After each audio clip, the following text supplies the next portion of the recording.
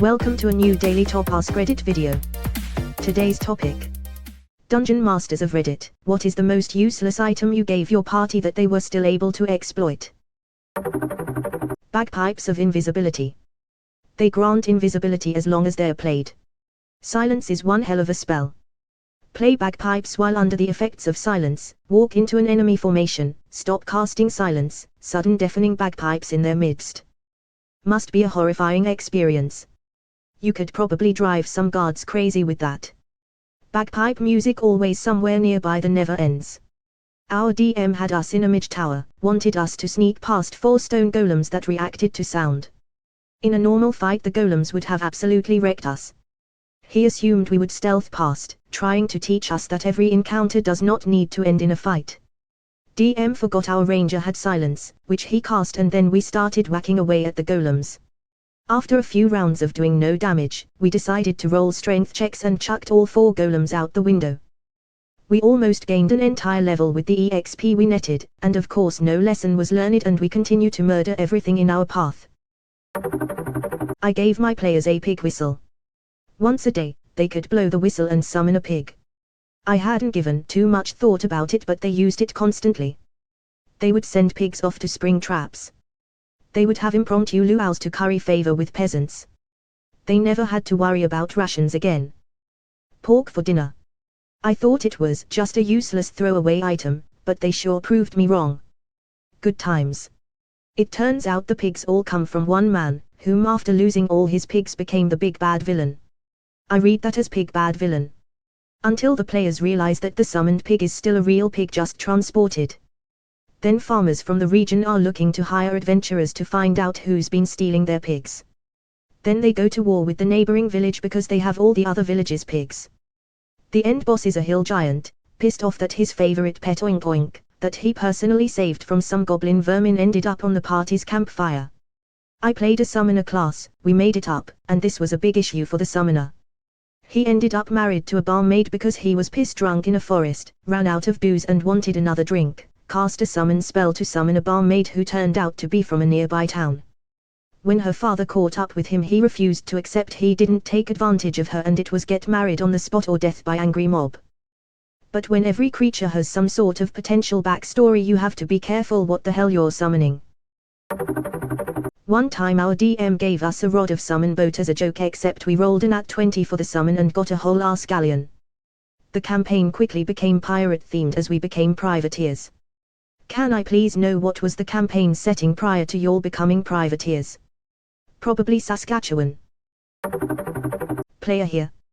Once upon a time I was playing a supernatural western game and we received a magic bullet early on that, when dropped onto the ground, will point in the direction of true north. We received this bullet in session 1 and promptly forgot it existed.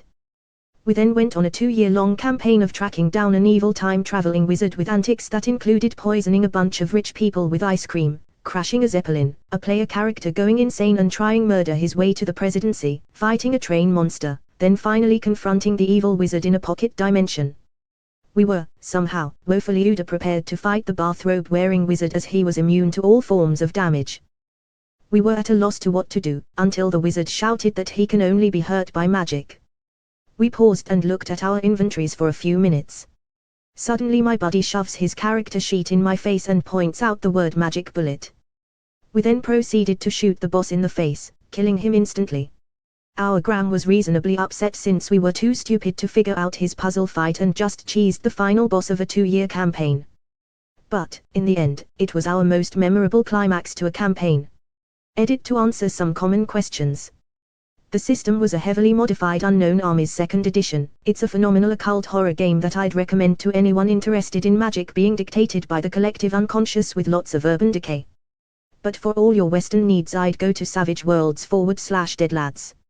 My Gram let this pass because it was fun way to end the campaign that rewarded our fast thinking. We were supposed to break some pots to dispel the pocket dimension.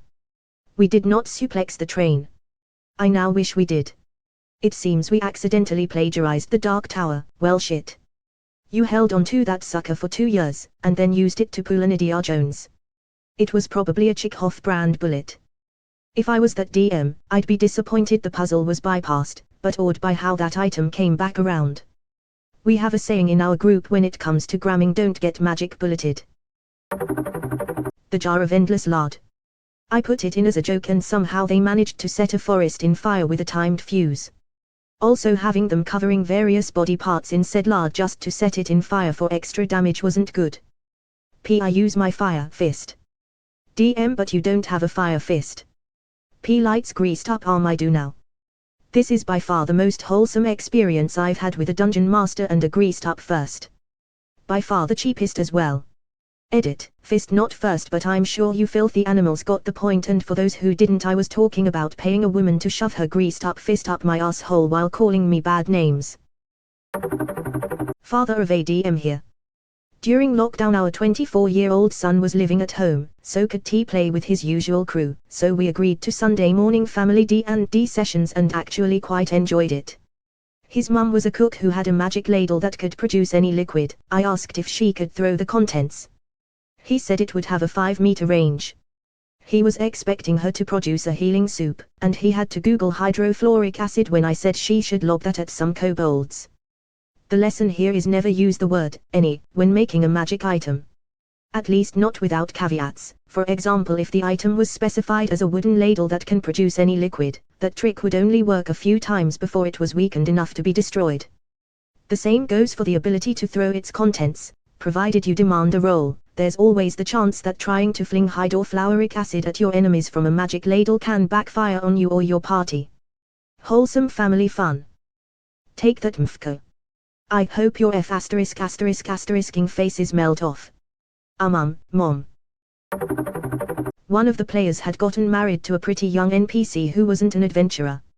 So I gave him a ring of conjugal visits that would transport him to his wife for an hour, then send him back to the adventuring group.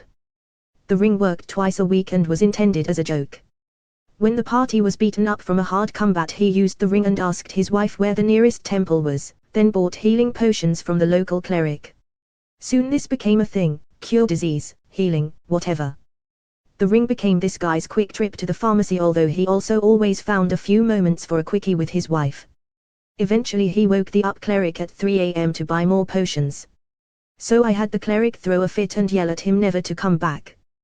The player went back anyway, and the next time there was a bouncer at the temple door telling him to get lost. The player went back anyway, and the next time there was a bouncer at the temple door telling him to get lost. That's when you have his wife enter the temple instead of him, and then you use the ring once she's inside. Or have her go in and get them while he waits outside. I just have to say that is a brilliant and satisfying and reasonable way to deal with that.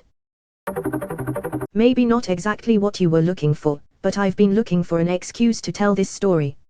I had a party of wizard, ranger, druid, summoner and barbarian back in Pathfinder 1e. All of the party members except for the barbarian had some kind of pet, be it an animal companion, familiar, or just the menagerie of animals the druid accumulated. A few sessions in, and my barbarian sends me a text while the party's setting up camp. The barbarian volunteers to take a watch, and the next morning the rest of the party wakes up to the barbarian's new pet, Brock the Rock. Brock was a stone with eyes and a mouth crudely carved into him. Brock goes on adventures with the party and is mostly forgotten about until a premature fight with that Askreddit boss. The boss wipes the floor with the party, leaving everyone unconscious except the barbarian who has single-digit HP. Not wanting to TPK, and with the boss in surprisingly worse shape than I expected, I have him taunt the barbarian and start to fly away. Brock is going to take his attack, the barbarian says, throwing his pet with all his might. Crit, max damage on the roll, boss drops to -1 hit points and faceplats at the barbarian's feet for the coup de grace, also performed by Brock to finish what he started. And that's how our party's pet Rock gained a temporary flight speed of 40 feet, and favored enemy, verbose sorcerers. Just in case you are using that term with a party in text form, it is coup de grace. Coup de grace means fat shot, which may indeed be appropriate in some contexts. Not being a D&D player, but being someone who always enjoys reading people's stories about it, I'm confused about the barbarian sending you a text. He couldn't just announce to the group that he was taking watch. Sorry if this is a stupid question, I'm just really clueless on a lot of the rules and protocols. He announced to the table he was taking watch, but texted me about his pet Rock so it could be a surprise reveal in the morning. Texting the DM would be to have a conversation that the rest of the party doesn't know about. From my reading of this story, the text was about creating the pet rock, and the decision of the barbarian to take what was likely publicly announced at the table. We had a rock that if you were knocked out with it, you were completely invulnerable while unconscious. You had to successfully hit yourself or whoever and take damage from being knocked unconscious from a rock to the skull. That rock caused so much chaos, and death, and life, and permanent head trauma to NPCs we were trying to rescue. So basically a track-U gun for all your track-U gun needs. My BF had a normal rock that ended up being the most useful item in the game. A lot of things were resistant to everything but bludgeoning damage for some reason. He also used it to stop doors from shutting so they didn't get trapped in a room, and he would toss it in random spots to set off traps.